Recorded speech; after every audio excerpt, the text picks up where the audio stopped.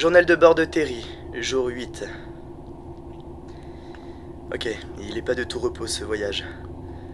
Quand avec Butch, mon frangin, on a décidé de quitter l'orbite terrestre pour trouver une solution pour l'humanité, on était loin d'imaginer tout ce qui nous attendait. Déjà, on pensait être deux. C'était sans compter sur la présence de Travis, un humain domestique, et l'assaut d'une jeune fille plutôt vive, Lula. Il y a pas ça à faire. Ok, y a pas de problème, je suis un ami. Si vous êtes des esclaves, y a pas de problème, je vais vous aider. Baisse ton putain de flingue, je vais reprendre les commandes du vaisseau. Y a pas de problème, baisse ton putain de flingue. C'est Marley que le pilote, on file à l'ordre intergalactique. Tu montes avec nous ou tu descends, t'as pas le choix. L'ordre intergalactique. On n'avait pas prévu non plus d'embarquer avec nous un agent de l'ordre intergalactique, pour le moins original. Déjà, il s'appelle David Hasselhoff, rien que ça c'est original. On est parti pour un long voyage, je sais. Mesdames, mesdemoiselles, messieurs, bonjour. C'est bien comme ça qu'on dit chez vous. Oui, Non bref, je venais vous dire que Marla a rebooté en fait. Donc ça a fait bugger le procédé d'hyperespace. Donc l'ordinateur a choisi un point de sortie au hasard. L'ordinateur a choisi un point de sortie d'hyperespace au hasard. Et donc on va se cracher sur une planète aléatoire. Marla a bugué. Marla a bugué. Qu'est-ce qui se passe? Il lui manque son processeur de pilotage. c'est quoi un processeur de pilotage? Nous, c'est une petite pièce rectangulaire verte avec des micros. Terry, est-ce que ce serait ça, Terry? Comment ça se fait que c'est... Pourquoi c'est toi qui as ça? Allez les loulous, on y va. On s'accroche, on s'aide avec cette tête, allez. On prend les manettes et à droite. Et à gauche cette fois, attention. Eh ben les cocos, je vous l'annonce, on va se cracher. Allez, accrochez vos ceintures. Planète Léris, mon gars. Allez. Système 4 ma belle. Exactement, moi je te le dis, allez. Accrochez-vous. Et comment cette tête, allez.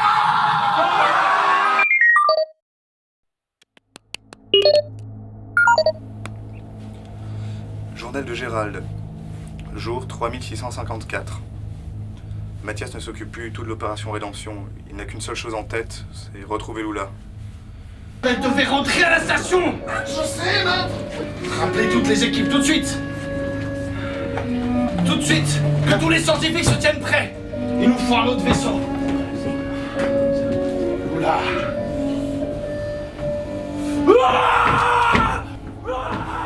Il a envoyé je ne sais combien d'hommes à aller la chercher. Et soit ils ne sont pas revenus, soit ils ont été exécutés pour être revenus sans elle. Moi, à vous, considérez ceci. Exécutez mes ordres. Faites votre travail, capitaine. Je démissionne. Démission refusée, capitaine. Les troupes commencent à en avoir marre de ces pertes d'hommes et de temps. Et je pense que Mathias est en train de se mettre dans une très mauvaise posture. J'ai peur qu'il ne se perde lui-même.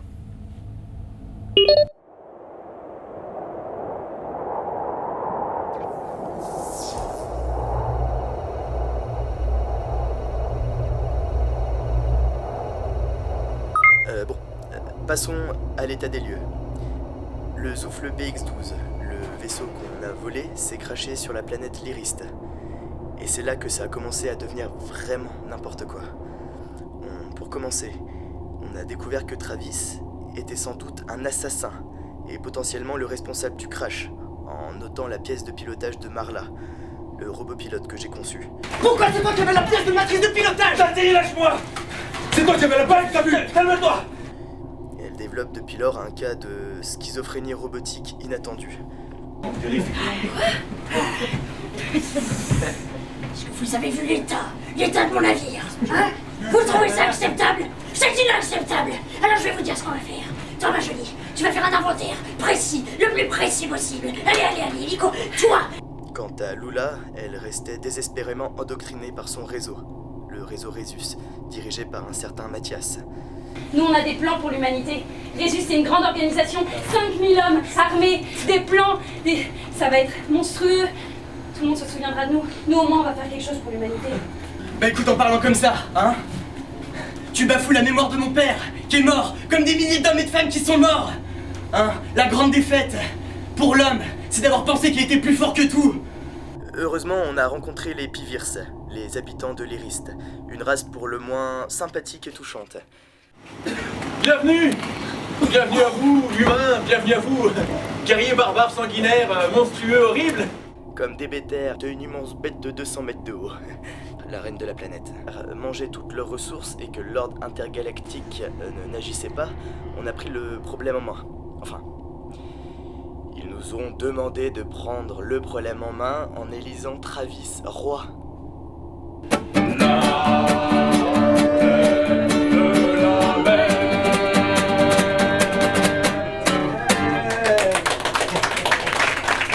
Travis, roi. Au final, on a trouvé un système de sécurité sur le souffle BX12 qui permet de rétrécir les météorites. Giro, Tu non. ne touches absolument pas!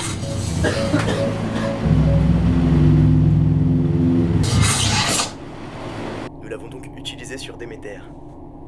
Par contre, c'est très bien, moi j'ai un tout petit problème. C'est que si vous réduisez Déméter, ça revient à changer la classification de son espèce. Et alors, qu'est-ce que ça nous fait? Eh ben, ce serait comme la tuer, c'est-à-dire on ne peut pas. À la limite, si on avait un accord de principe signé, en plusieurs exemplaires, En lui demandant la permission. Hey! Vous m'espionnez pendant que je fais mon journal de bord?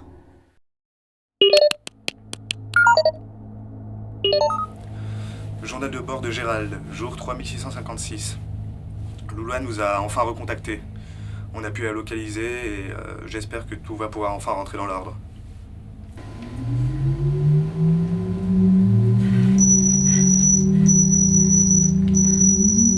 Lula! Oui. Agent Lula, Protégis, vous m'entendez? Oui, je l'entends là. Il faut que je parle à Mathias de toute urgence. Mathias veut quand même assurer lui-même la mission, alors je l'accompagne. Genova Bates a créé un robot capable de piloter le vaisseau Plurg. Elle l'a construit à partir du cadavre de l'officier Jacob. Je sais pas si j'ai vraiment envie de voir ça. Gérald! Oui, Oui, monsieur. Oui, j'arrive tout de suite, oui.